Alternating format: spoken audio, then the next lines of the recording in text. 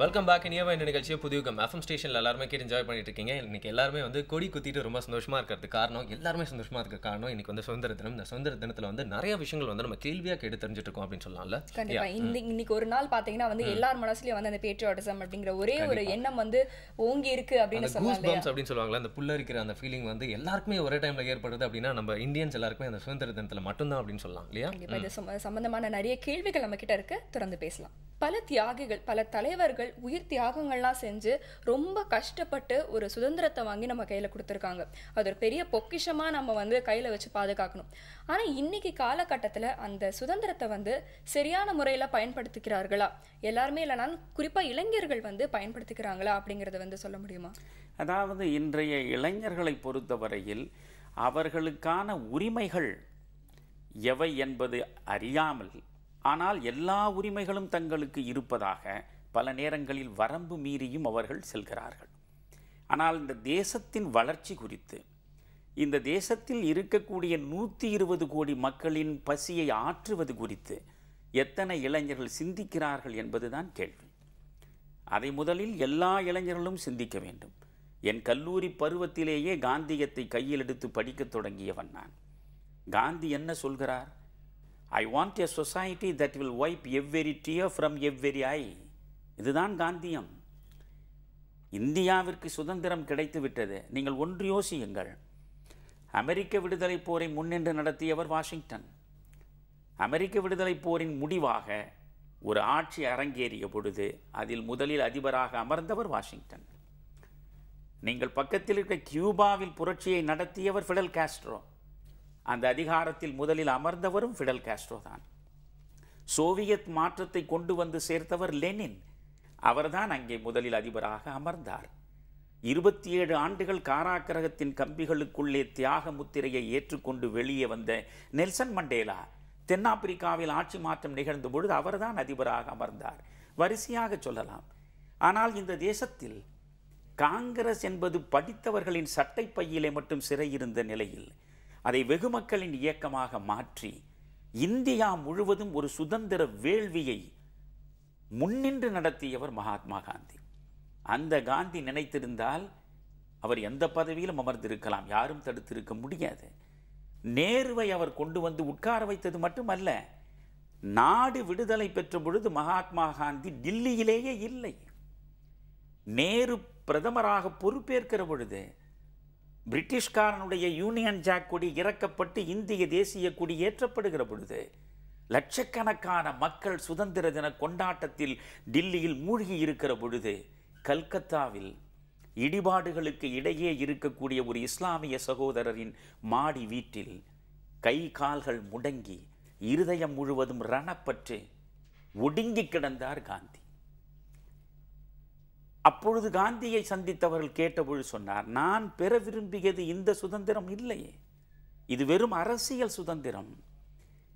அரசியல் சுதந்திரம், பொருளியல் சுதந்திரம், சமூகவியல் சுதந்திரம் எல்லாம் பெற்றாக வேண்டும். என்னுடைய கனவு என்று ஒன்றிருக்கிறது. இந்த மண்ணில் I want a society that will wipe every tear from every eye என்றால் என்ன பொருள்? ஒரு மனிதனின் கண்களிலிருந்தும் ஒரு சொட்டு கண்ணீரும் வராத சமுதாயத்தை நான் சந்திக்க விரும்புகிறேன் என்றார். இன்று சந்தித்திருக்கிறோமா? நீங்கள் 68வது சுதந்திர தினத்தை கொண்டாடுகிற நாளில் இந்தியாவில் 120 கோடி மக்கள் இருக்கிறோமே, இதில் 40 விழுக்காடுக்கு மேற்பட்ட மக்கள் இரவு உணவு இல்லாமல் ஈரத் துணியை வயிற்றிலே கட்டிக்கொண்டு கிழிந்த பாயில் கண்ணுறக்கம் இல்லாமல் கலக்கத்தோடு தவித்துக் கொண்டிருக்கிறார்களே, அவர்களை பற்றி எத்தனை இளைஞர்கள் சிந்திக்கிறோம்? அவர்களுக்காக நாம் என்ன செய்கிறோம்?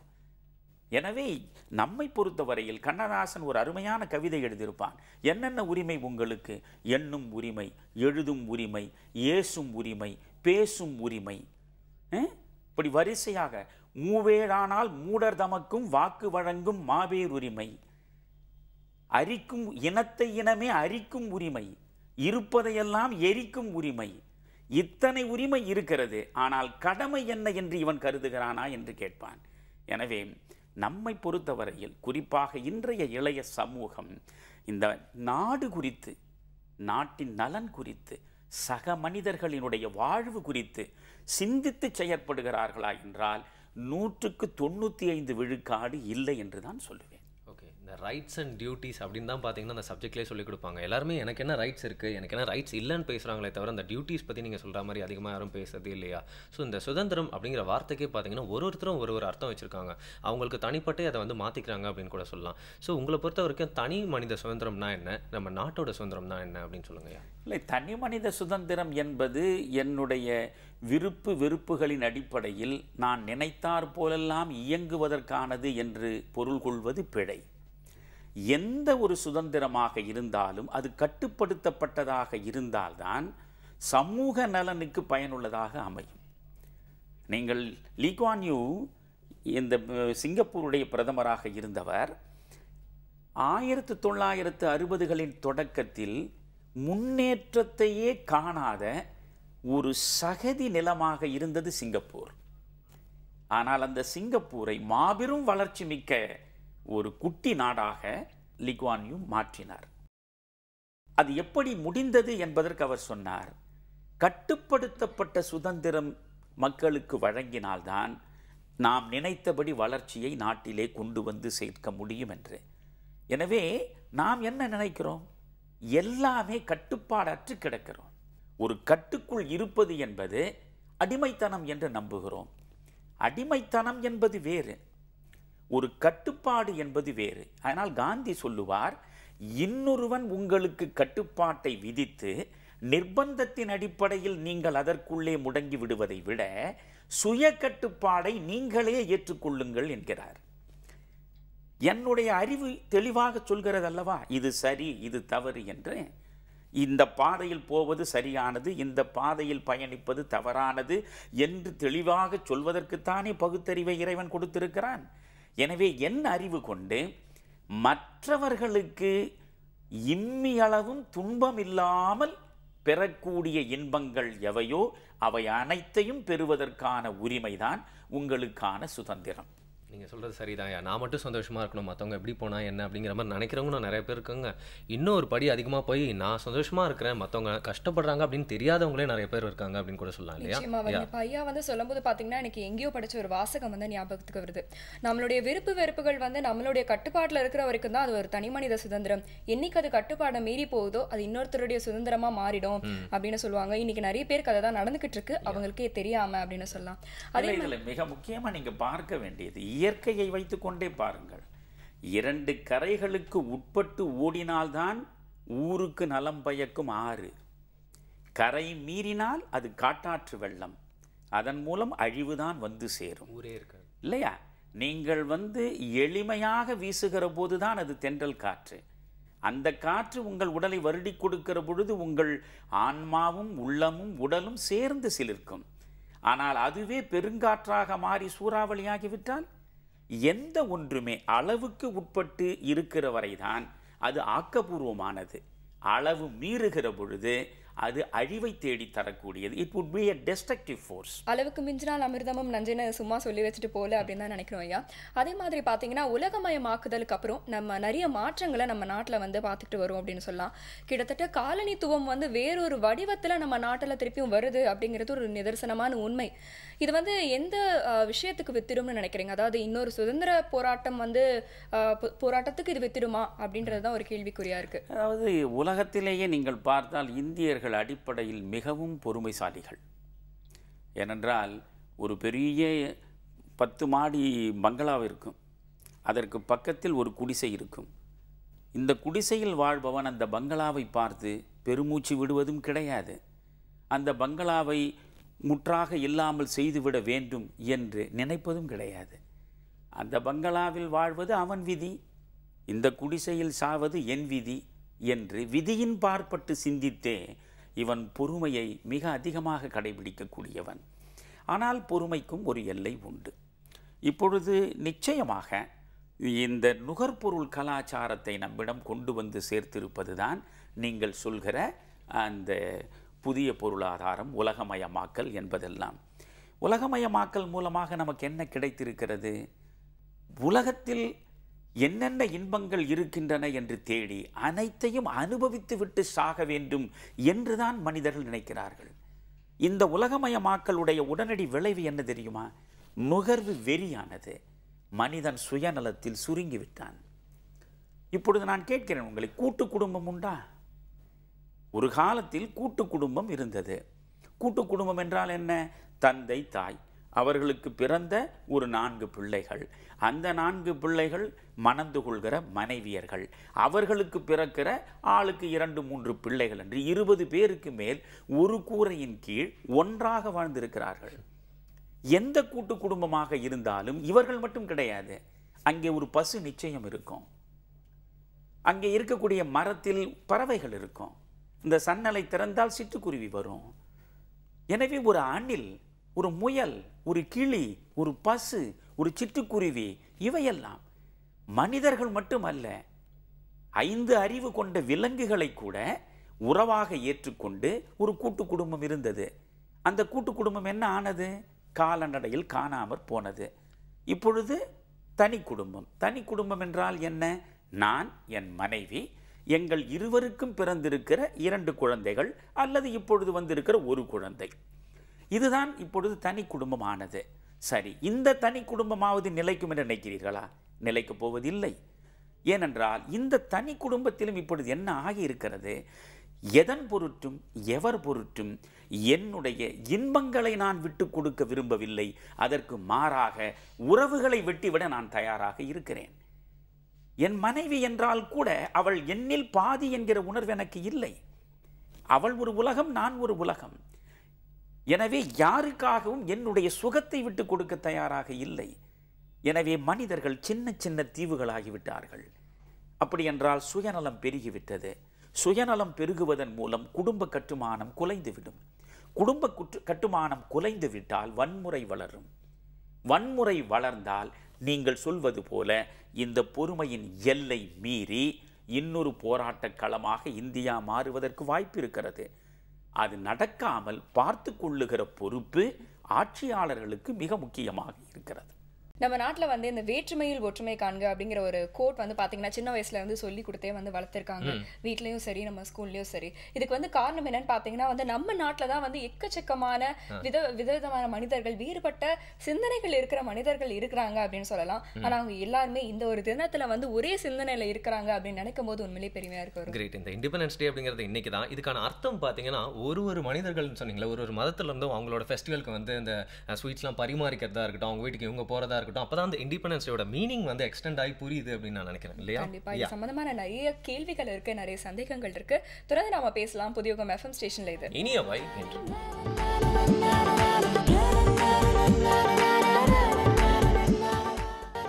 Welcome back. இனியவா இந்த நிகழ்ச்சியை புதியுகம் FM ஸ்டேஷனில் எல்லாருமே கேட்டு என்ஜாய் பண்ணிட்டு இருக்கீங்க. இன்னைக்கு வந்து சுதந்திர தினம். இந்த சுதந்திர தினத்தில் வந்து நிறைய விஷயங்கள் வந்து நம்ம கேள்வியாக கேட்டு தெரிஞ்சுட்டு இருக்கோம் அப்படின்னு சொல்லலாம். இல்லையா? கண்டிப்பா. இது சம்பந்தமான நிறைய கேள்விகள் நம்ம கிட்ட இருக்கு, தொடர்ந்து பேசலாம். அதே மாதிரி முகநூல் அப்படிங்கிறதே ஒரு பெரிய, அதுக்குன்னே ஒரு நாள் வச்சு நம்ம பேசலாம் அப்படின்னு நினைக்கிறேன். ஏன்னா வந்து அந்த சோஷியல் சேஞ்சஸ் அப்படிங்கிறது வந்து எல்லார் மைண்டுக்குள்ளேயும் நிறையா இம்பாக்ட் ஏற்படுத்தியிருக்கிறது இந்த ஃபேஸ்புக் அப்படின்னு சொல்லலாம். ஒரு பிரச்சனைக்கு குரல் கொடுக்கறதா இருந்தால் ஒரு ஸ்டேட்டஸ் போடுறாங்க, அதில் பதிவு பண்ணுறாங்க, நிறைய பேர் அதை லைக் பண்ணுறாங்க, அதில் கமெண்ட் பண்ணிவிட்டு அதோட விட்டுறாங்க. இறங்கி போராடுறது அப்படிங்கிறது, களத்தில் இறங்கி போராடுறது அப்படிங்கிறது வந்து இப்போ எல்லாருக்குமே இல்லாமல் போயிடுச்சு. அதுக்கு யாருமே வந்து முன்வர மாட்டேங்கிறாங்க அப்படின்னு சொல்லலாமாயா? உண்மை, அது 100 விழுக்காடு உண்மை. இன்றைக்கு இருக்கிற இளைஞர்கள் ஏதோ தங்களுக்கு சமூக பிரஜை இருப்பதாகவும் சமூக பொறுப்போடு செயற்படுவதாகவும் வெளிப்படுத்தி கொள்ள வேண்டும் என்கிற நோக்கத்தோடு அவர்கள் முகநூலில் எதையாவது எழுதுகிறார்கள், அவர்களுடைய கருத்தை வெளிப்படுத்துகிறார்கள். ஒரு வகையில் இது உன்னதமானது. ஏனென்றால் ஒரு நாட்டில் இருக்கக்கூடிய குடிமக்கள் என்ன சிந்திக்கிறார்கள், எதை சிந்திக்கிறார்கள் என்று புரிந்து கொள்வதற்கு இதுவரையில் நமக்கு களம் அமையவில்லை. இவ்வளவு கோடிக்கணக்கான மக்கள் இருக்கிறார்களே, இந்த ஆட்சி குறித்து இவர்களுடைய கருத்து என்ன, அன்றாட நிகழ்வுகள் குறித்து இவர்களுடைய பார்வை என்ன, இவற்றையெல்லாம் நேற்று வரை நம்மால் அறிய முடியவில்லை. ஆனால் இன்று துல்லியமாக நம்மாலே அறிந்து கொள்ள முடிகிறது. ஆனால் வெறுமனே இணையதளங்களில் முகநூல்களில் உங்களுடைய கருத்தை பதிவு செய்வதன் மூலம் எந்த மாற்றத்தை நீங்கள் நிகழ்த்த முடியும்? ஒரு மாற்றத்தையும் நிகழ்த்த முடியாது. களத்திலே வந்து நிற்க வேண்டும். என்ன முக்கியமானது தெரியுமா? இன்றைய சமூக அமைப்பில் நீங்கள் ஒரு போராட்டத்தில் வந்து நிற்க வேண்டுமென்றால் முதலில் இழப்பையும் வலியையும் தாங்கிக் கொள்ளுகிற மனம் உங்களுக்கு வாய்க்க வேண்டும். ஆனால் இன்றுள்ள சூழலில் யாரும் எதையும் இழக்கவும் தயாராக இல்லை, எந்த வலியையும் சமூக நலனுக்காக சுமக்கவும் தயாராக இல்லை. அப்படி எவனாவது ஒருவன் இந்த வலியோடும் இந்த இழப்போடும் வீதியில் வந்து குரல் கொடுத்தால் அவனை ஏளனம் செய்து இதே முகநூலில் எழுதக்கூடிய மனிதர்களும் இருக்கிறார்கள். இந்த அவேர்னஸ் அப்படிங்கிறதே ஒரு சேஞ்சை நோக்கி தான் இருக்கணும். அவேர்னஸோட நின்று போயிடக்கூடாது அப்படின்னு கூட சொல்லலாம் இல்லையா? கண்டிப்பா. அதே மாதிரி விமர்சனங்கள் பத்தி பேசும்போது ஐயா, அந்த காலத்துல பாத்தீங்கன்னா மகாத்மா காந்தி அவர்கள் வந்து நேரு உட்பட பல அரசியல் தலைவர்களுக்கு வந்து விமர்சனங்கள், ஆலோசனைகள்னு சொல்லிட்டு நிறைய விஷயங்கள் வந்து எடுத்து சொல்லுவாரு. அவங்களும் அதை வந்து கேட்டுப்பாங்க, அதன்படி நடப்பாங்க. அதே மாதிரி இந்த காலகட்டத்தில் வந்து இந்த அரசியல் தேர்தல் வழி விமர்சனங்கள் அதையெல்லாம் தாண்டிட்டு ஜென்ரலாகவே வந்து நிறைய விமர்சனங்கள், கருத்துக்கள் சொல்லக்கூடிய இளைஞர்களுக்கு வந்து இளைஞர்களை வந்து இன்ஃப்ளூயன்ஸ் பண்ணக்கூடிய தலைவர்களுக்கு அந்த ஸ்பேஸ் எந்த அளவுக்கு இருக்குன்னு நினைக்கிறீங்க நீங்க? இல்லை, அந்த ஸ்பேஸ் இருக்கு. ஆனால் அதை பயன்படுத்தி கொள்வதற்கு தலைவர்களுக்கு பொறுமை இல்லை. எந்த தலைவருக்குமே ஒன்று அவர்கள் தங்களுக்குள்ளாக சுய விமர்சனம் செய்து கொள்ள வேண்டும். நீங்கள் இயேசு பிறப்பதற்கு முன்பு 300 ஆண்டுகளுக்கு முன்பே பிறந்த ஆதி சிந்தனையாளன் சாக்ரட்டிஸ் சொல்லுவான், பரிசோதிக்கப்படாத வாழ்வு வாழ தகுதியற்றது என்கிறான். நம்மை நாமே பரிசோதிக்க வேண்டும். எனவே சுய பரிசோதனை என்பது, அகத்தவம் என்பது மிக முக்கியமானது. அதை ஒரு அரசியல் தலைவராக இருப்பவர் செய்து பார்த்து கொண்டே இருக்க வேண்டும். சுய பரிசோதனையிலும் அவர்கள் ஈடுபடுவதில்லை. சரி, மற்றவர்கள் வைக்கக்கூடிய விமர்சனங்களிலே இருந்து ஆக்கப்பூர்வமானவற்றை எடுத்து நம்முடைய பாதையை பழுதுபட்டிருந்தால் அதை செப்பனிட்டு கொள்ளலாம் என்று சிந்திக்கக்கூடியவர்களாக இருக்கிறார்களா என்றால் அதுவும் கிடையாது. எல்லாருமே டச் மீ நாட் ஆட்டிடியூட் உள்ளவர்கள் தான். என்னை தொடாதே, நான் போகிற போக்கில் போவேன், நான் செய்வதை செய்வேன், என்னை தொடாதே. நான் இந்த நேரத்தில் உங்களுக்கு ஒன்று சொல்ல விரும்புகிறேன். நேருவை போன்ற ஒரு ஜனநாயகவாதியை அவ்வளவு எளிதாக நாட்டில் கண்டெடுத்து விட முடியாது. சுதந்திரம் பெற்ற சூழலில் நாடாளுமன்றத்தின் மேலான மரபுகளை எல்லாம் உருவாக்கி கொடுத்த பிதாமகன் மௌலாங்கர். மௌலாங்கருக்கு இணையான சபாநாயகர் இதுவரையில் இல்லை என்பார்கள். ஒரு செய்தி இளைஞர்கள் தெரிந்து கொள்ள வேண்டும். நாடாளுமன்றம் சம்பந்தப்பட்ட ஒரு விவகாரத்தில் தன்னுடைய கருத்தை சபாநாயகரிடம் பதிவு செய்ய நினைத்த பிரதமர் ஜவஹர்லால் நேரு ஒரு சின்ன துண்டு சீட்டில் என்னை வந்து சந்தியுங்கள் என்று எழுதி அனுப்பினார். அந்த துண்டு சீட்டு மௌலாங்கருக்கு போனது. மௌலாங்கர் அதே துண்டு சீட்டின் பின்பக்கம் எழுதி அனுப்பினார், நீங்கள் பிரதமராக இருந்தாலும் உங்களை தேடி வந்து உங்கள் அறையில் சந்திப்பது சபாநாயகர் நாற்காலிக்கு உகந்தது அல்ல என்று எழுதி அனுப்பினார். அதை பார்த்து பதறி போய் நேரு மௌலாங்கருடைய அறைக்கு ஓடி வந்து மன்னிப்பு கேட்டார். அப்படிப்பட்ட ஜனநாயகம் செழித்து தொடக்க நிலையிலே இருந்தது. அதுதான் இன்றைக்கு கொஞ்சம் கொஞ்சமாக சீரழிந்து சிதைந்து தனி மனிதர் துதியாக மாறி இன்றைக்கு எங்கோ போய் கொண்டிருக்கிறது. எக்ஸ்டிங்க்ட் ஆயிடுச்சு அப்படின்னு சொல்லலாம் இல்லையா? அது மாதிரியான பண்பு இல்லை, நல்ல பண்புகள் பலவற்றை நாம் இழந்து கொண்டே இருக்கிறோம். இப்பொழுது நான் ஒன்று சொல்ல விரும்புகிறேன். வளர்ச்சி என்பது என்ன? நீங்கள் மனிதனாக இருந்து பண்பாட்டு துறையில் வளர வேண்டும். 2500 ஆண்டுகளுக்கு முன்னால் புத்தன் ஒழுக்கம் சார்ந்து இருந்தான் என்றால் அவன் போட்டு கொடுத்த எண்வகை மார்க்கங்களில் அவனை விடவும் கூடுதலான ஒழுக்கத்தோடும் மேன்மையான பண்புகளோடும் இன்றைக்கு நீங்கள் இருந்திருக்க வேண்டும், இல்லையே? எனவே எதில் நாம் வளர்ந்திருக்க வேண்டுமோ அதில் ஒரு அடி கூட முன்னால் எடுத்து வைக்காமல் நாம் பின்னோக்கி சென்று கொண்டிருக்கிறோம். இவற்றையெல்லாம் ஆழமாக சமூகம் மறுவாசிப்பு செய்ய வேண்டும். அதற்கு இது போன்ற நிகழ்வுகள் கூட ஒரு உந்து சக்தியாக இருக்கலாம். நன்றி ஐயா. பார்த்தீங்கன்னா நிறைய பேருக்கு வந்து அந்த மேவரிக் பிஹேவியர் இருக்கும். ஐயா, இந்தியாவுக்கு வந்து சுதந்திரம் கிடைக்காமலே இருந்திருக்கலாம் அப்படின்னு சொல்லிட்டு ஒரு கருத்தை சொல்லிடுவாங்க. அதே மாதிரி வந்து இப்போது நம்ம கண்ட்ரி வந்து செஞ்சுட்டு இருக்க ஒரு பெரிய பிரச்சனை, உடனே வந்து அதை கொஞ்சம் கவனித்து அவசரமாக அதை சரி செய்யணும் அப்படின்னா என்ன பிரச்சனை அப்படின்னு சொல்லுங்கள். இல்லை, அதாவது எப்பொழுதுமே வயது முதிர்ந்தவர்கள் அவர்கள் காலத்தில் இளைஞர்களாக இருந்த பொழுது, அவர்கள் சக்தியோடு நடமாடிய பொழுது என்னென்னவற்றை அவர்கள் கண்டார்களோ அவற்றைத்தான் அவர்கள் பெருமையாக பேசுவார்கள். வெள்ளைக்காரன் காலத்தில் ஒரு மூட்டை அரிசி 2 ரூபாய்க்கு கிடைத்தது, இன்றைக்கு என்ன ஆயிற்று என்றெல்லாம் பேசுவார். அன்றைக்கு இவனுக்கு மொத்த சம்பளமே 5 ரூபாய் இருந்திருக்கும். 5 ரூபாய் சம்பளம் வாங்கி ஒரு மூட்டை அரிசி 2 ரூபாய்க்கு வாங்கியிருப்பான். அதனால் பழையதை வைத்து சேர்த்து பேசுவது தகாது. இன்றைக்கு நாம் பல வகையில் வளர்ந்திருக்கிறோம். வளர்ச்சி குறித்து பெருமைப்படுவோம். என்னென்ன இடங்களில் நாம் தேங்கி கிடக்கிறோம் அந்த இடங்களை பார்க்க வேண்டும். குறிப்பாக இன்றைக்கு இந்த மலைவாழ் மக்களிடமிருந்து காலம் காலமாக அவர்கள் அந்த நிலத்தோடு, அந்த மண்ணோடு, அந்த மரத்தோடு இணைந்தும் பிணைந்தும் வாழ்க்கையை நடத்தி வந்தவர்கள். அவர்களிடம் இருந்து அவற்றையெல்லாம் தட்டி பறித்து இன்றைக்கு கனிம வளங்களை கூட்டுகிறோம், சுரங்கங்களை தோண்டுகிறோம், பொருளாதார வளர்ச்சிக்காக இவற்றை செய்ய வேண்டி இருக்கிறது என்று டிஸ்பிளேஸ்மெண்ட், இந்த இடமாற்றத்தை உருவாக்கி அவர்களை நீங்கள் ஏதுமற்றவர்களாக மாற்றக்கூடிய போக்கு நாளுக்கு நாள் வளர்ந்து கொண்டே இருக்கிறது. ஒன்று. இரண்டாவது, புதிய பொருளாதார கொள்கை வந்த பிறகு என்ன நடந்திருக்கிறது என்றால், ஒரு வருத்தத்திற்குரிய செய்தியை சொல்கிறேன். உலகத்திலேயே அதிகமாக பசித்து கிடக்கிற வயிறுகளை கொண்ட மனிதர்கள் உள்ள நாடு இந்தியா. சரியா? ஒரு பக்கம்.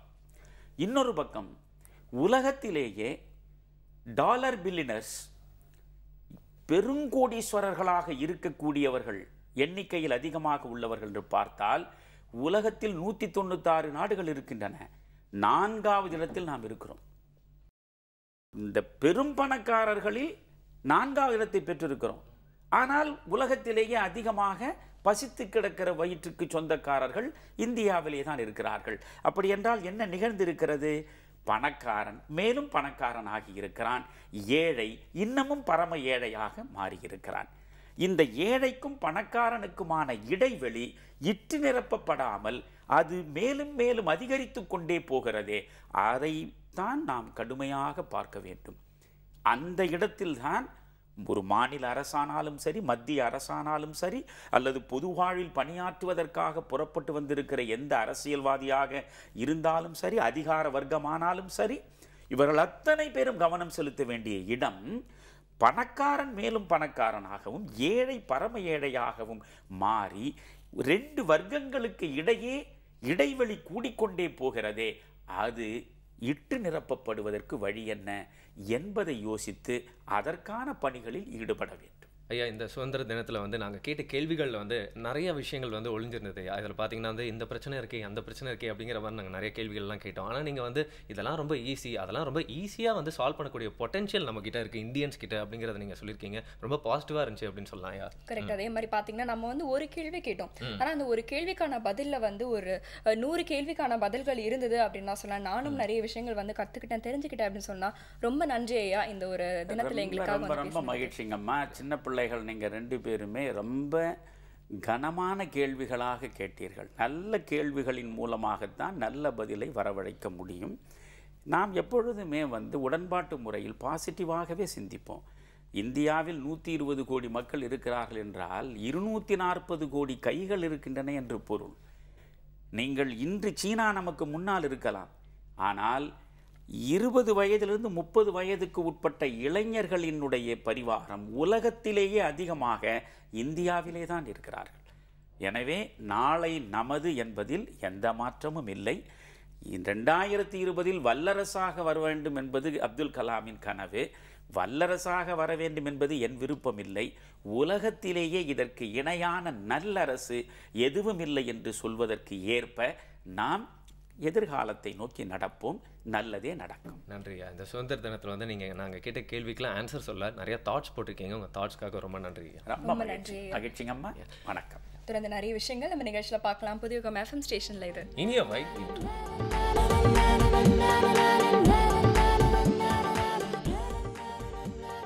Welcome back again. புதிய FM ஸ்டேஷன்ல எல்லாருமே என்ஜாய் பண்ணிட்டு இருக்கிறது இனியவா என்ற நிகழ்ச்சியை வருண் அண்ட் சௌமியா கூட.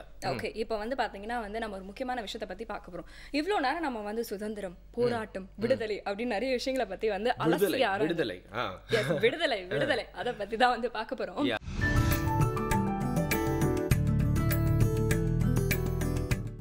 ஐயா வணக்கம். ஐயா வணக்கம். ஐயா, நம்ம பேசும்பொழுது நகைச்சுவையாக சொல்கிறது உண்டு, உங்ககிட்டேருந்து எனக்கு என்றைக்கு தான் விடுதலை கிடைக்குமோ தெரியல அப்படிங்கிற மாதிரி. இந்த விடுதலை அப்படிங்கிற வார்த்தை வந்து பல நாடுகள் நிறைய இடத்துல நம்ம வந்து கேள்விப்படுறோம். விடுதலை அப்படிங்கிற சொல் எப்படிங்க ஐயா வந்தது? விடுதலைன்னு சொன்னால் ஒரு கட்டு, அதுக்கு இடையான ஒரு அதை விளங்கி கொள்ள வேண்டும் என்றால் அதுக்கு எதிராக உள்ள ஒரு சொல்ல தெரிஞ்சுக்கணும் முதல்ல, இல்லைங்களா? இந்த விடுதல்ங்கிறது ஒன்றிலிருந்து வெளியில் வர்றது, அதான் விடுபடுறது. விடுபடுறது. ஆட்டு கொட்டிலிருந்து ஆடு விடுதலை ஆகுது, அந்த படலை அவிழ்க்கிற உடனே அது பாஞ்சிட்டு வருது. கதவை திறந்த உடனே விலங்குகள் வெளியில் வருகின்றன, பறவைகள் வெளியில் வருகின்றன, அதெல்லாம் விடுதலை தான். அப்போ விடுதலைங்கிறது கட்டுக்கு எதிரானது. சேர்த்து வச்சிருக்கிறாங்க, கட்டி வச்சிருக்கிறாங்க. உலகத்தில் எல்லா உயிரினங்களும் தன்னுடைய உரிமைக்காகத்தான் போராடுகின்றன.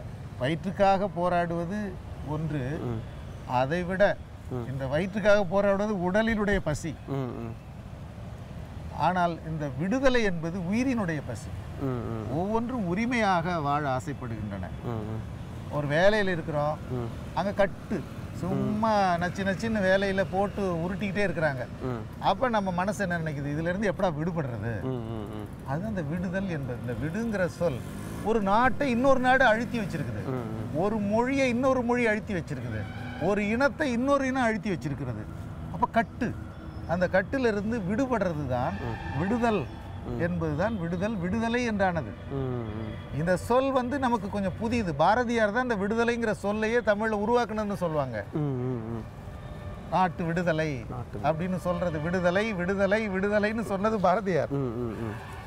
ஆனா அந்த அடிச்சொல் இருக்குங்க, அந்த விடு என்ற சொல் ரொம்ப பழமையானது. விடுதல் அறியா விருப்பு என்றெல்லாம் நம்முடைய பழைய இலக்கியங்கள்ல சொல்றாங்க. இந்த விடுங்கிற சொல் மிடு என்று திரிந்து அதுதான் மிசைல் என்றானது. ஒன்றிலிருந்து செலுத்தப்படுவது, வெளியிலே போவது, செயற்கை கோளாக சென்று பலவற்றையும் பதிவு செய்வதற்காக அனுப்பப்படுகிற இந்த மிசைல் இருக்கு பாருங்க, அந்த விடுங்கிற சொல்லில் இருந்து தான் அது கூட வந்தது. ஒன்றிலிருந்து அது வெகு தூரத்துக்கு போகிறது. இப்ப விழுங்கிறது, முழுங்கிறது. அந்த பொண்ணுக்கு விழி நல்லா இருக்குன்னு சொல்றது இல்ல, மொழி நல்லா இருக்கு இல்லைங்களா? அந்த வகரம் மகரமா மாறுது. சரிதாங்களா? வகரம் மகரமா எப்படி மாறுது? விழுங்கு முழுங்கு. யார் முகத்துல முழிச்சனோ இல்லைங்களா? அந்த விழித்தல் முழித்தல், அதுக்குள்ள இந்த விடுங்கிறது மிடுன்னு லத்தீன்ல தெரிஞ்சு அந்த மிட் என்ற சொல் தான் மிசைல், மிஷன் என்றெல்லாம் தெரிந்து செலுத்துதல், வெளியிலே பரவுதல் என்ற பொருளிலே வருகிறது. எனவே மாந்தன் ஒவ்வொரு உயிரினமும் கட்டிலிருந்து விடுபடுவதற்காக தொடங்குவது. அது ஒவ்வொரு நொடியும் நமக்கு விடுதலை தான் விரும்புகிறோம், ஒவ்வொரு நாளும் விடுதலை விரும்புகிறோம், வாழ்க்கையில இருக்கிற நிலையிலிருந்து விடுபட விரும்புகிறோம். அடுத்த ஆண்டு எனக்கு விடுதலை கிடைச்சிருங்கிறோம். அப்படின்னா இந்த ஆண்டை விட இந்த கட்டிலிருந்து நான் விடுபடுவேன். அந்த அடிப்படையில தான் இந்த விடு என்ற சொல் ஒரு மூலச்சொல்லிருந்து விடுதல், விடுதலை என்று ஒரு நாட்டு விடுதலைக்காக அதை உருவாக்கினார். மக்கள் பேச்சு வழக்கில் பலவாறான துன்பங்களில் இருந்து அந்த நீங்கிறது, அதுதான் சுதந்திரம் என்றால். சுயமாக இயங்குவதுக்கு தான் சுதந்திரம் என்று பெயர். அப்போ நாம இருக்கணும், யாரும் நம்மளை அழுத்தக்கூடாது, யாருடைய கட்டுக்குள்ள இருக்கக்கூடாது என்ற அடிப்படையில் அந்த விடுதல் என்ற சொல் விலகுதல், நீங்குதல், பிரிதல், உரிமையாக போவது என்ற பொருளில் தோன்றியதுதான் இந்த விடுதலை என்ற சொல். இந்த விடு மிடு என்றாகி இப்போ ஒடிந்த இடை ஒசிந்த இடை என்ன மாறுதுங்க? டகரம் சகரமா மாறுது. மறுப்பு ஒடித்தவன், மறுப்பு ஒசித்தவன், அந்த ட சாவாகுது பார்த்தீங்களா? அதே போலத்தான் மிடு விடு மிடுவாகி மிடு மிஸ் மிசைல் மிஷன். மிஷன் என்றால் ஒரு பணிக்காக நிறுவனங்கள் அனுப்பப்படுவது, இங்க போய் இதை செய் என்று அவர்கள் விடப்பட்டது, அவர்களால் விடப்பட்டவர்கள். அந்த விடுதான் மிடு ஆகி மிசைலானது மிஷன். மிஷினரினா ஒவ்வொருத்தரும் ஒரு வேலைக்காக அனுப்பப்பட்டவர்கள், அதுக்காக விடப்பட்டவர்கள் என்று பொருள். இப்படி இந்த விடுங்கிறது விடுதலையாகி இன்றைக்கு இங்க ஒரு உரிமையை காட்டுகிறது.